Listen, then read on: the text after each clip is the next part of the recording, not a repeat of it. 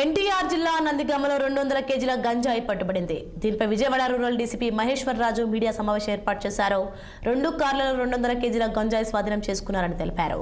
Number ప్లేట్లు మార్చి విజయవాడ నుంచి మహారాష్ట్ర వెళ్లే ప్రయత్నం చేశారని, పట్టుకున్న గంజాయి విలువ సుమారు 25 లక్షలు ఉంటుందని తెలిపారు. నిందితుల కోసం 4 ప్రత్యేక బృందాలు ఏర్పాటు చేసి హైదరాబాద్, మహారాష్ట్ర పంపించారని తెలిపారు.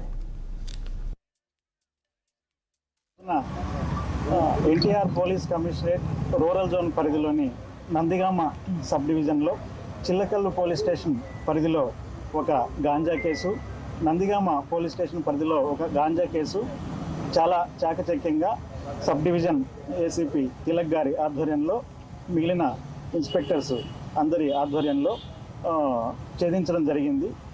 ఒక కేసులో ఒక వెహికల్ 120 కేజీల గాంజా, ఇంకో కేసులో ఒక వెహికల్ 80 కేజీల గాంజా, మొత్తం 2 కేసుల్లో కలిపి 200 కేజీల గాంజా మనకు వైజాగ్ ప్రాంతం నుంచి, ఏజెన్సీ ప్రాంతం నుంచి హైదరాబాద్ మీదుగా మహారాష్ట్ర వెళ్తుండగా వచ్చిన సమాచారం మేరకు చాలా చాకచక్యంగా డ్రోన్స్, సీసీ కెమెరాస్ ఉపయోగించి, టెక్నాలజీని ఉపయోగించి మా కమిషనరేట్ పరిధిలో ఉన్నటువంటి కమాండ్ కంట్రోల్ సెంటర్ సౌజన్యంతో అక్కడ లైజన్తో పాటుగా ఇక్కడ లోకల్గా ఉన్న సీసీ కెమెరాలు, అలాగే ప్రతి పోలీస్ స్టేషన్కి డ్రోన్స్ సదుపాయం కల్పించబడినది.